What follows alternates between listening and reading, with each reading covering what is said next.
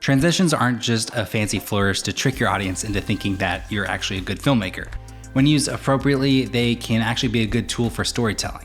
So in today's video, we'll give you six different types of transitions, 6 different types of transitions and how to implement them for yourself. And thanks to Squarespace for sponsoring this video.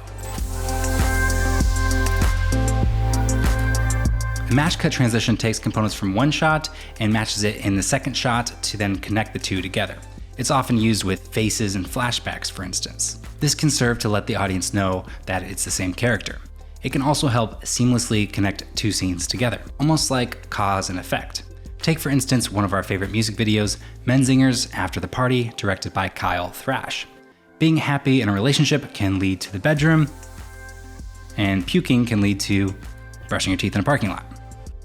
And then here, we're showing a relationship over a long span of time, all in just a couple of seconds. We utilized the match cut in our music video for Savoir Adore to show the passing of summer. To pull this off yourself, you'll definitely need to plan for it. Know how your shots will be composed and what, if any, action is required from your subject. You can also use the match cut with similar sounds, colors, patterns, and shapes. Think about utilizing the match cut to give more information to your viewer or just help move your story forward. The next transition is the smash cut. The smash cut is notable for the abrupt cut in both audio and visuals from one scene to the next. Most dream sequences in dramas tend to end with the person waking up abruptly, creating our beloved smash cut. You'll find it used often for tonal contrast, like this scene from Gilmore Girls. Of course we'll help you. This is not happening. I'll call Charlie Davenport tomorrow. Thank you guys so much. Just thank you. And scene. This is a really good sorbet.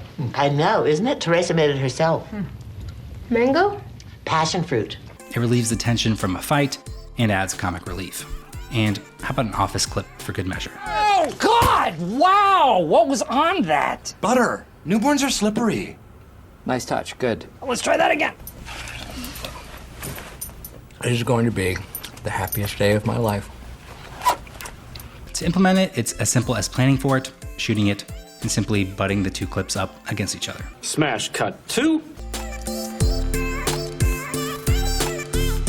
The whip pan transition is a great way to keep the momentum from one shot and then carry it into the next. And unlike whip pan in the middle of a scene, when used as a transition, the whip will take us from one scene to the next. You can use a whip pan to jump time, environments, move to another character, or just whatever serves to better your story. To pull off a whip pan, you can use a tripod, gimbal, or Steadicam, or even shoot handheld. Ideally, you just want to pivot on the x-axis, moving fast enough to organically capture motion blur.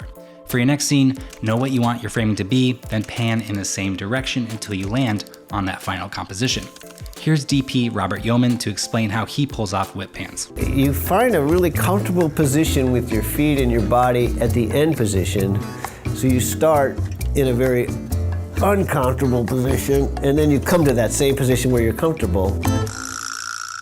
The fast movement also provides motion blur, which can help you hide the cut.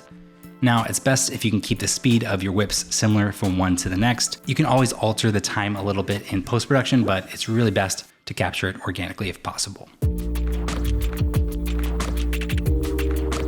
The fade is perhaps the most well-known transition, but it's important to know when to use it and when it just feels plain cheesy. Many films start by fading in from black to give you the feeling of beginning. It has the feeling of slowly opening your eyes, seeing something new. On the flip side, fading to black has a feeling of closure, closing your eyes or shutting a book. Fading to white, on the other hand, is often used to transition to a dream or the afterlife. Dips tend to be a bit more dramatic. Dipping to black consecutively can have the feeling of blinking, which subconsciously can feel like quickly passing time. It can also be used to emphasize a heartbeat during dramatic and intense scenes. The fade is often the default transition in editing software, so you should be all good there. Easy peasy, right? If you need to dip and the 7-Eleven is closed, you can look in the effects panel to find dips to black or white. Adjust the length as needed. If you ever wanted to know what a J-cut is, well, you're hearing it, and now you're looking at it. J and L cuts get their name from the look of the clips in your editing software. A J-cut is where the audio of the next scene comes in during visuals of the scene prior. An L cut is where the audio from the first scene continues over visuals from the second scene. Here's an example of a J cut. This can help seamlessly take the audience from one scene to the next scene. Now, what happened after the lineup?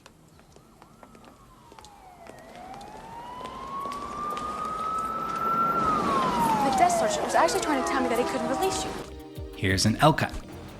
Mama said they'd take me anywhere. She said they was my magic shoes. All right, Forrest. You can open your eyes now. And did you catch that match cut too? It's a simple concept, but it's a great tool to utilize. L cuts generally add more emotion to a scene, maybe a dialogue scene transitions to visuals of dramatic events.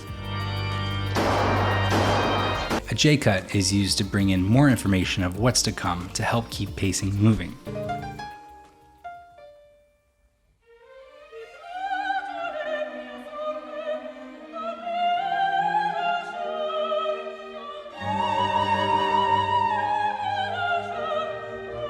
If a J cut wasn't used here and we just jumped to that scene, we wouldn't necessarily know we're diving into that person's head.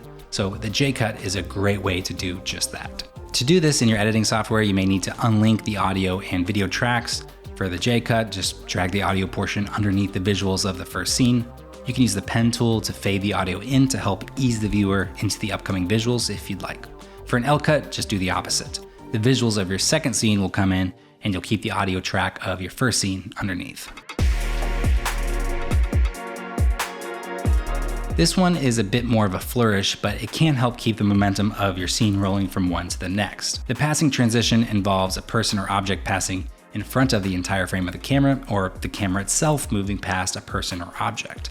In doing this, we keep the story moving in a clever way that feels seamless. To implement this yourself, first decide if the camera is going to provide the passing movement or if something or someone will provide the movement.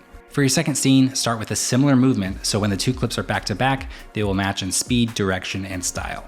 Depending on the shot, you may need to mask out an object. I prefer using the pen tool in After Effects, setting keyframes for my mask as I work.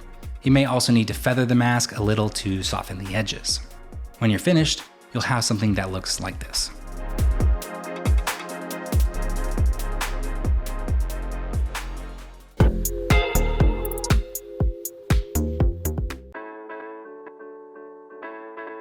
Okay, ready? Now. Squarespace! All right, my first time making a website. I'm a little nervous, but I'm excited. Let's do this. I'm already done making my website. Are you surprised? I am. I'm really impressed with Squarespace's blogging tools. Yay. Whoa, they've got email campaigns? I'm totally gonna send one. That was totally worth it.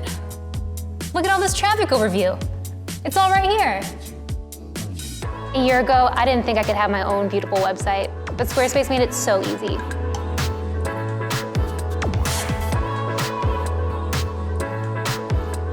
Thank you.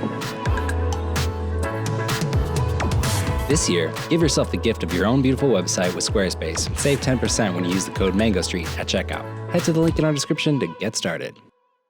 Thanks so much for watching. We hope you enjoyed this breakdown. Next time you're watching a TV show or a movie, pay attention to how they utilize different transitions to help better tell the story. If you haven't already, hit that subscribe button down below, ring that notification bell so you'll know when we post our next video, and hitting that thumbs up button on this video will help this channel out, so we would really appreciate it. We'll see you in the next one. Bye.